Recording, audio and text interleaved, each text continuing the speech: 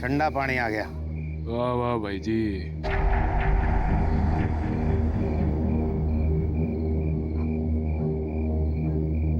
चलो चलो भाई जी। चल भाई। चल, ठीक है भाई, ठीक है भाई, ध्यान रखना अपना।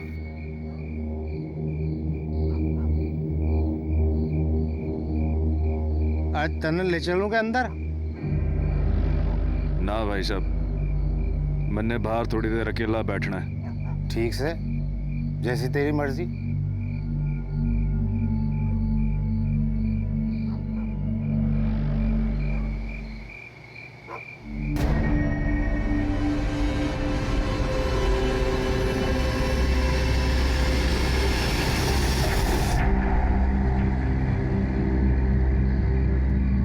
रखो।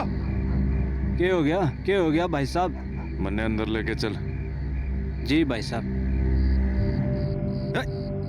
देख यार,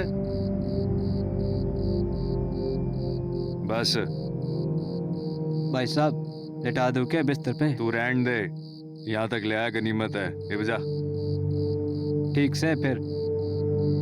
प्रिया, प्रिया, अरे कितनी गहरी नींद में सो रही हो प्रिया? प्रिया, रघु, प्रिया, क्या हो गया? वो रिंकी को देख। प्रिया, रिंकी, क्या हो गया? रिंकी, प्रिया, उठो ना। प्रिया,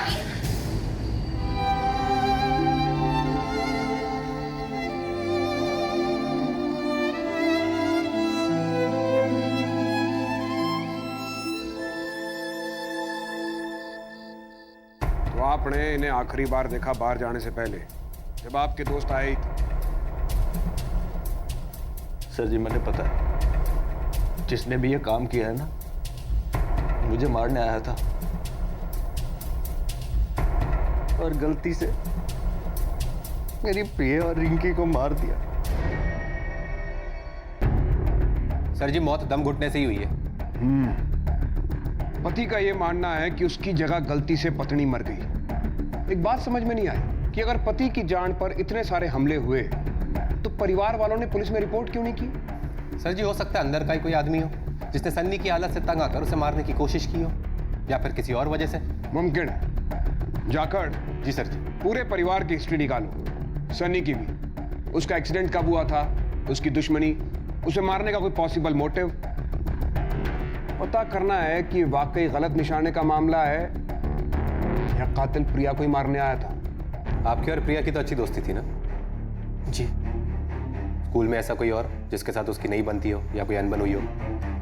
नहीं, सबके साथ बहुत फ्रेंडली थी। कभी उसने आपके साथ डिस्कस किया कि घर पे किसी के साथ उसका झगड़ा हुआ हो?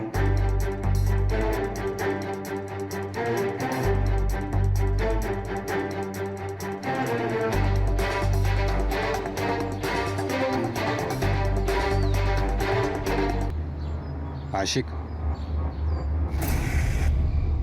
आपके और आपके पत्नी के बीच का रिश्ता? उनका किसी और के साथ कोई संबंध?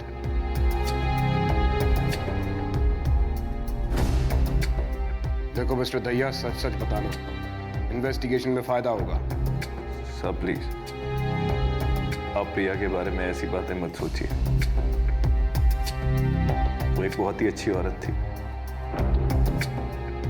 साफ सी बात है सर, जो कोई भी मुझे मारने आया था उसका शिकार प्रिया बन गई। और सर, रिंकी को आपकी किसी के साथ कोई दुश्मनी? साहब, जब कोई शरीर का हिस्सा सड़ जाता है ना, तो उसे काट कर फेंक देते हैं। इसी तरह मेरे घर वालों ने भी मुझे पराया कर दिया।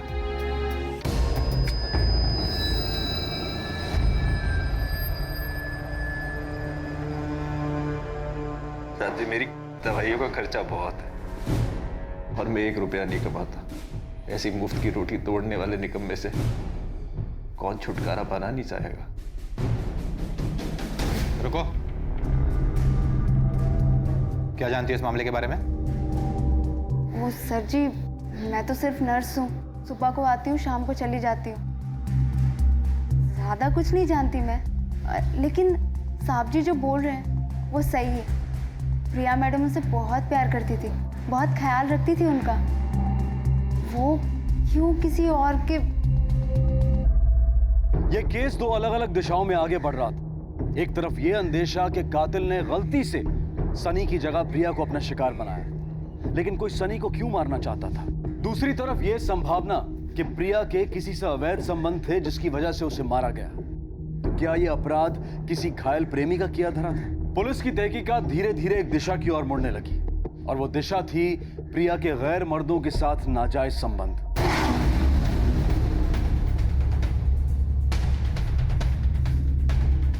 सर जी, सन्नी दहिया के नाम इंश्योरेंस पॉलिसी थी 50 लाख की। शायद इन्हीं पैसों के लिए कोई सन्नी को मारना चाहता हो। फोन रिकॉर्ड्स प्रिया के, जिस रात उसका खून हुआ वो किसी से बात कर रही थी, आनंद चौहान से। ये आनंद चौहान साहब को ले आओ तो जरा। मतलब कुछ था तुम दोनों के बीच? मेरे दिल में, पर प्रिया मुझे अच्छा दोस्त मानती थी, इसलिए बात कभी आगे बढ़ी नहीं। दोस्त? कौन सी शादीशुदा औरत एक गैर मर्द दोस्त के साथ देर रात फोन पे बातें करती है? वो भी उस रात को जिस रात उसका कत्ल हुआ। क्या बातें हो रही थी तुम दोनों के बीच में? हेलो आनंद, आज अजीत ने फिर से हद कर दी। पिंकी सो रही थी तो मेरे कमरे में आया था और उसने फिर से जबरदस्ती करने की कोशिश की। मैंने चीखने की धमकी दी पर चले गए। पता नहीं कब तक ये चलता रहेगा। प्रिया, ये सब बातें तुमको संदीप को बता देनी चाहिए। नहीं, मैं सनी को नहीं बता सकती। वो बहुत परेशान है और उस पर बहुत सारे बोझ है। मैं उसे परेशान नहीं करना चाहती।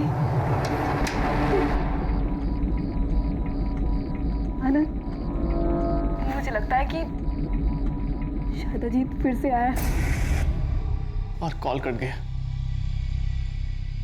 शायद अजीत वापस आ गया था। आप मारे को इस तरह? मैंने कोई अपराध थोड़ी किया से। आनंद चौहान को जानते हो? उसने बताया हमें कि तुमने कई बार प्रिया के साथ जबरदस्ती की। चौहान एक नंबर का झूठा से साहब जी, जलता मारे थे।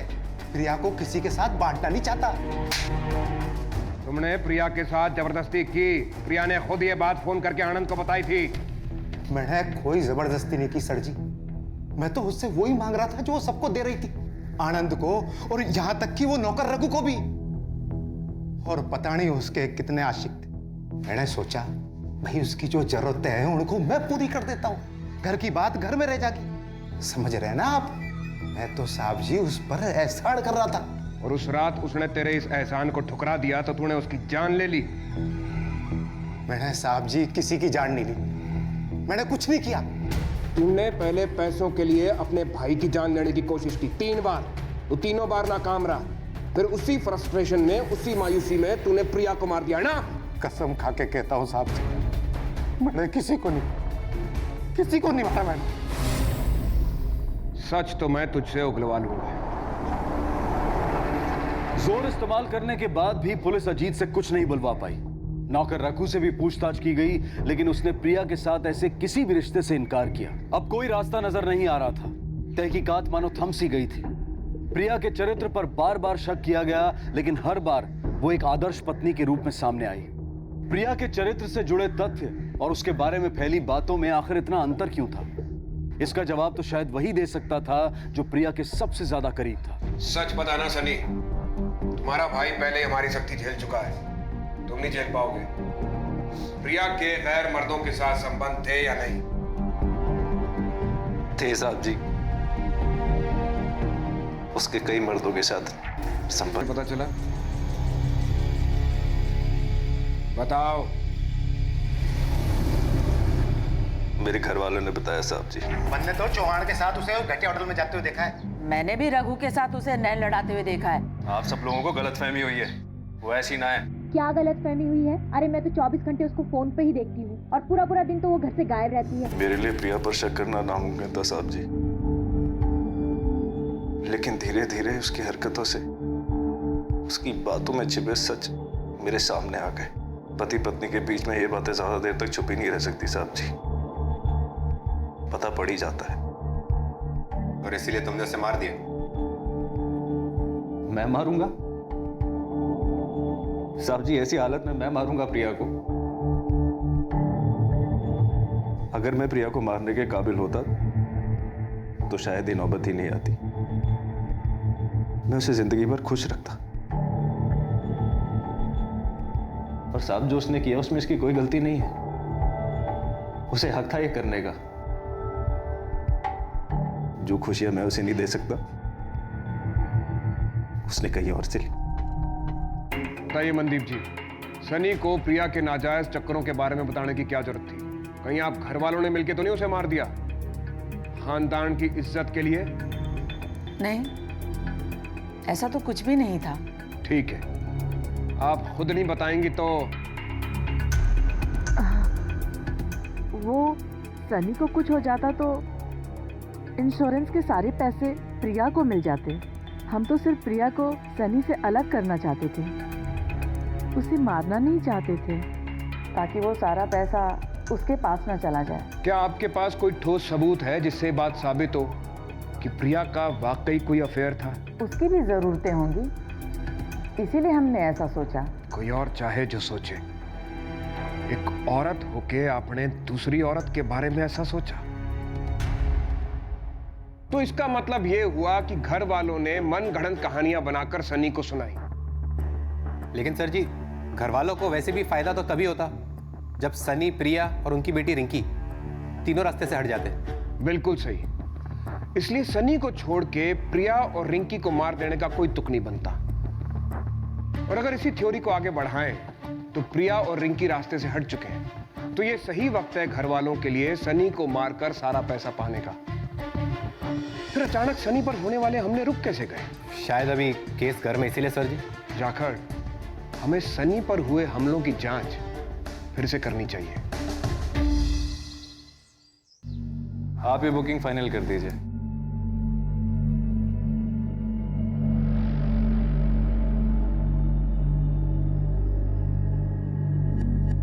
ये सब क्या है सनी? और वो आदमी कौन था? ट्रैवल एजेंट था। मैं जा रहा हूं यहां से हमेशा के लिए। लेकिन कहाँ? आप लोगों से बहुत दूर। लेकिन मिस्टर संदीप,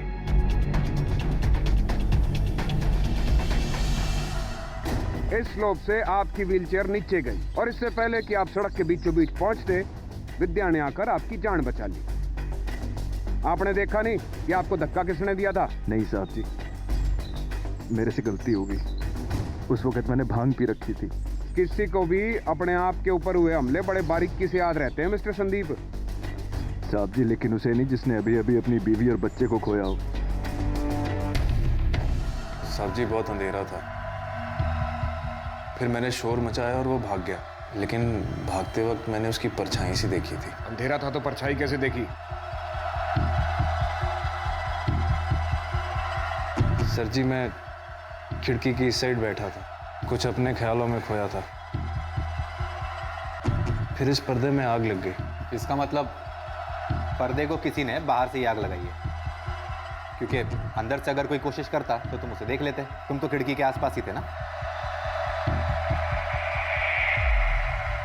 शायद सर। सनी के जवाबों में पुलिस को कई असमानताएं नजर आईं। साथ ही जांच पड़ताल ने साफ कर दिया कि शक के दायरे में कई लोग थे और पुलिस ने इन सभी पर कड़ी नजर रखना शुरू कर दिया।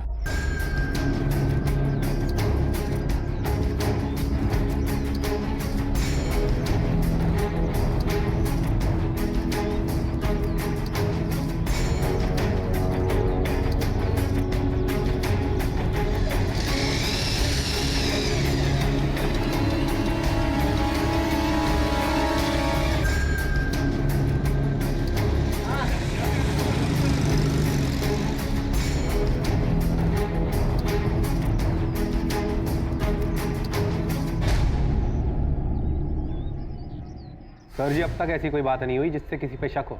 हमें सतर्क रहना पड़ेगा जाखड़। कातिल इन्हीं में से कोई एक है। किसी भी पल इनमें से कोई अपना आपा खो सकता है और अपराधी की एक छोटी सी गलती हमारे लिए एक बड़ा मौका साबित होगी। एक बात और अजीब लगी, प्रिया के साथ होने वाले हर वाक़े का ब्यौरा सनी ने बड़ी बारीकी के साथ दिया। व्हील चेयर या बिस्तर पर रहने वाला आदमी किसी के पीछे जाकर ये सब कुछ खुद तो नहीं देख सकता। इसका मतलब है ये सारी इंफॉर्मेशन भी उसे घर वालों में से ही किसी ने दी है।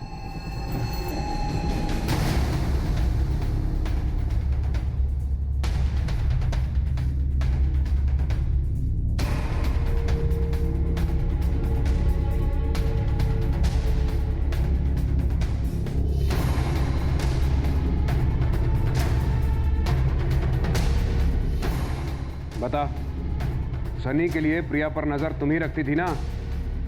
सच सच बताना, वरना ये तेरी ऐसी हालत करेगी कि नर्स होते हुए भी अपना इलाज नहीं कर पाएगी। बोल। हाँ सर जी, मैंने मैडम जी के बारे में साहब को सब बताया था। वो बस मैं उनकी मदद करना चाहती थी। बेचारे अपाहिज, लाचार, वो अपनी बीवी से बहुत प्यार करते थे सर जी। बस मैंने उनकी थोड़ी सी मदद कर दी। मुझे विद्या पर भरोसा नहीं। अपाहिज लाचार मालिक के लिए बुरा लगना वगैरह वगैरह बात कुछ गले से उतर नहीं रही है। तुमने एक और बात गौर की? जब जब सनी पर हमला हुआ, ये नर्स जिसका काम है मरीज के साथ रहना, ये उसके साथ नहीं थी। ये इत्तेफाक तो नहीं हो सकता। इसकी बैकग्राउंड चेक कराओ, फोन रिकॉर्ड्स मंगवाओ। Yes sir. 8 साल से नर्स है सर जी, पर कहीं भी ज्यादा टाइम नहीं टिक पाई है। वो जहां जहां काम कर चुकी है सारे एम्प्लॉयर से पूछताछ करो। जाकर। जी सर जी। ये उन 3 दिनों के फोन रिकॉर्ड्स हैं जिस दिन सनी पर हमला हुआ था। विद्या उसी इलाके में थी, ये तो समझ में आता है, पर जिस दिन प्रिया की मौत हुई, आधी रात को वो वहां पर क्या कर रही थी? चलो।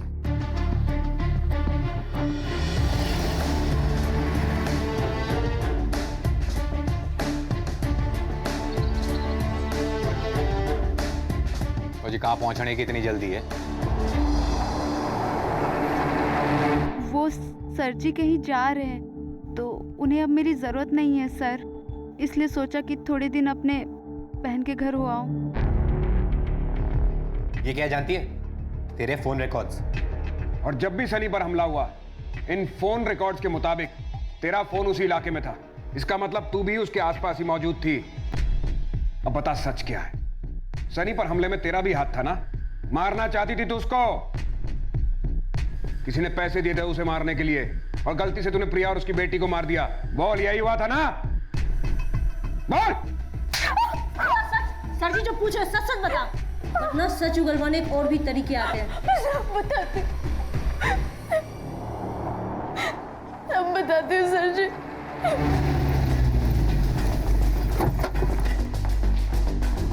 कहाँ है वो? कौन?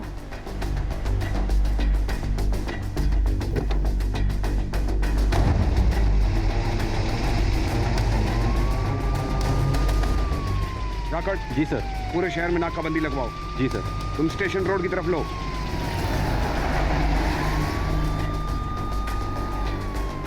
हेलो। हाँ, मार्केट एरिया और टोल नाके पे नाकाबंदी लगाओ। सफेद रंग की टूरिस्ट व्हीकल है, आखिरी नंबर 8477, हाथ से निकल ना पाए।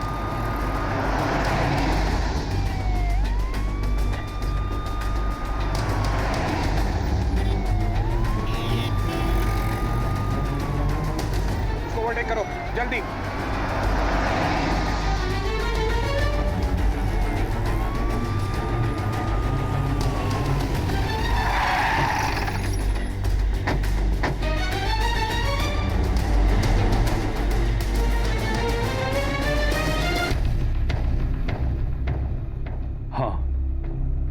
मैंने ही अपनी जान पर झूठे हमले करवाए थे विद्या की मदद से।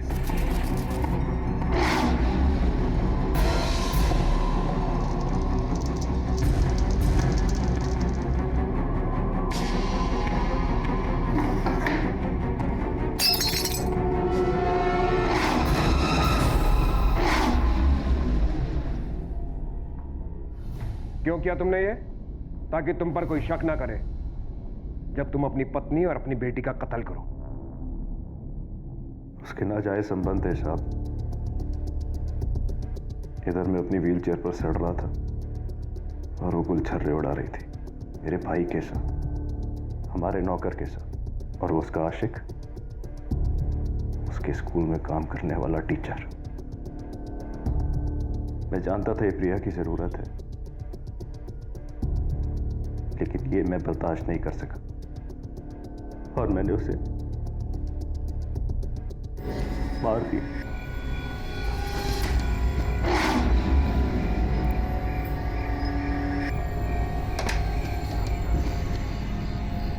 विद्या, तुम इस वक्त यहाँ पर क्या कर रहे हो? क्या कर रहे हो?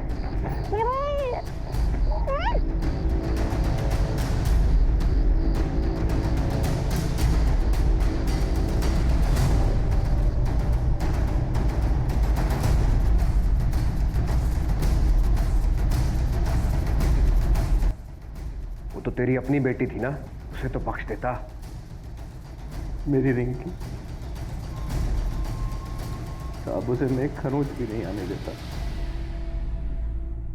लेकिन वो जग गई।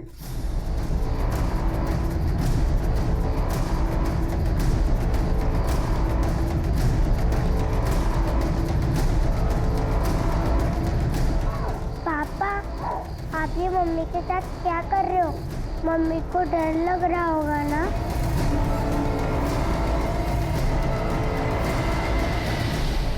उसने मेरा भरोसा तोड़ा था साहब, इसीलिए मारा मैंने से।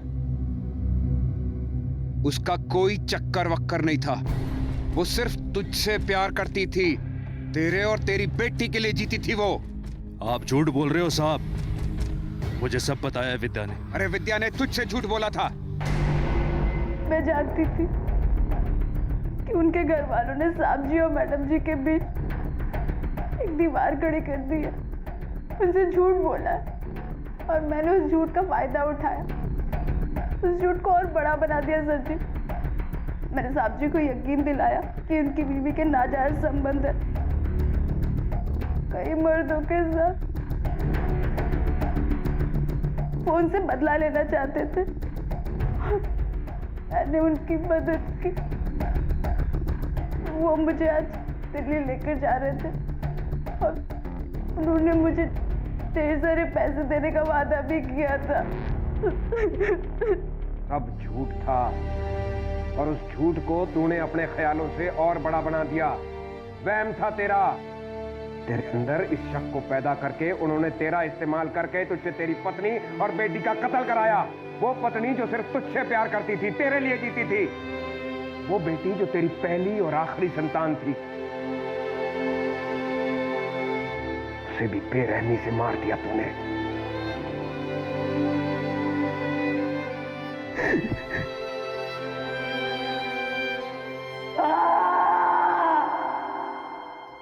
शक एक ऐसी बीमारी है जो इंसान के मन में जहर घोलकर उसकी मति भ्रम कर देती है, सबसे सुंदर मंजर को भी एक खौफनाक दृश्य बनाकर रख देती है। धीरे धीरे ये जहर इंसान के दिमाग पर काबू पाकर उसमें नफरत पैदा करता है, उसे अपनों से संबंध तोड़ने पर मजबूर कर देता है और ये नफरत इंसान को अंधा बना देती है। सनी शारीरिक रूप से तो अपाहिज था ही, लेकिन इस नफरत ने उसे दिमागी तौर पर भी अपाहिज बना दिया था। काश सनी ने एक बार प्रिया से बात की होती, उससे पूछा होता, जानने की कोशिश की होती कि आखिर सच क्या है, तो आज उसकी पत्नी और बेटी जिंदा होते। ये हम सब के लिए सीख है कि हम नफरत और शक को कभी भी अपने ऊपर हावी ना होने दें। इनमें इतनी क्षमता है कि ये जिंदगियां तहस नहस कर सकते हैं। अब मैं अनूप सोनी आपसे विदा लेता हूं, फिर मुलाकात होगी अगले एपिसोड में एक और चौंका देने वाले केस के साथ।